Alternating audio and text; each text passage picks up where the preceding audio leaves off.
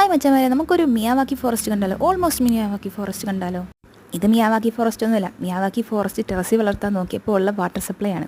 ആ കണ്ട വാട്ടർ സപ്ലൈയിൽ നിന്നാണ് ഇവിടുത്തെ സകല ജീവജാലങ്ങളും വെള്ളം കുടിക്കുന്നത്.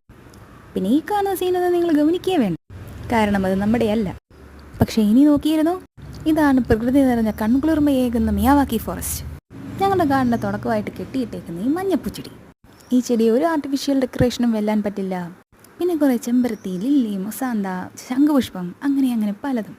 ഇവിടെ പിന്നെ വാഴ, ആഞ്ഞിലി, ഓൾ സ്പൈസ്, ആത്ത, അങ്ങനെ പറഞ്ഞാൽ തീരാത്തത്ര ചെടികൾ. ഈ മഞ്ഞപ്പൂ എപ്പോഴും ഒരു വീരനാണ് കേട്ടോ. അങ്ങനെ ഞങ്ങളുടെ വടക്കേ വശത്ത് നിന്ന് കാണാൻ പറ്റുന്ന അത്രയും കാടുകൾ.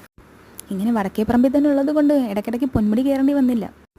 പൊന്മുടി പോലെ കടുവ, പുലി, ആന എന്നിവയൊന്നും ഇല്ലെങ്കിലും കോയില്, ചെമ്പോത്ത് എന്നീ വക പലതരം പക്ഷികളും അണ്ണാൻ ഉൾപ്പെടെയുള്ള ചെറിയ ജീവികളും ഇതിന് മരപ്പട്ടി വരെ കയറുന്നതാണ്. അങ്ങനെയുള്ള സകലമാന സാധനങ്ങളെ ഇവിടെ കാണാം. കൂട്ടത്തിൽ മനുഷ്യ ശല്യം ചെയ്യാത്തൊരു ഫോറസ്റ്റ് ആയതുകൊണ്ട് ചിത്രശലഭങ്ങൾ, ആളുകളെ പേടിപ്പിക്കുന്ന മറ്റു തരം ഇൻസെക്ട്സും എല്ലാം നിറഞ്ഞിരിക്കുന്നുണ്ട്. പിന്നെ ഇത് ടെറസിൽ വെക്കാൻ ആകെ പറ്റിയൊക്കെ പെൻസിൽ ക്യാക്ടസ്. അതാകുമ്പോൾ 2 ദിവസം കൂടുമ്പോൾ വെള്ളം ഒഴിച്ചാലും കുഴപ്പമില്ല. പിന്നെ ഇതിനി ഞങ്ങളുടെ തെക്ക് സൈഡിലുള്ള മിയാവാക്കി ചെറിയ ഫോറസ്റ്റ്. അവിടെ ഫോറസ്റ്റ് എന്ന് പറയാനായിട്ട് തെങ്ങും തെറ്റിയും കിളിമരവും ഒക്കെ ഉള്ളെങ്കിലും ചൂടകറ്റുന്ന, പൊടിയകറ്റുന്ന, കൺകുളിർമ തരുന്നൊരു സാധനമാണ്. ഇവിടെയുണ്ട് വെയിലത്ത് വാടാത്ത പെൻസിൽ ക്യാക്ടസ്. പിന്നെ വിട്ടുപോയ മിയാവാക്കി ഫോറസ്റ്റ് അത്രക്കില്ലാത്തൊരു സ്ഥലം വടക്ക് പടിഞ്ഞാറ്.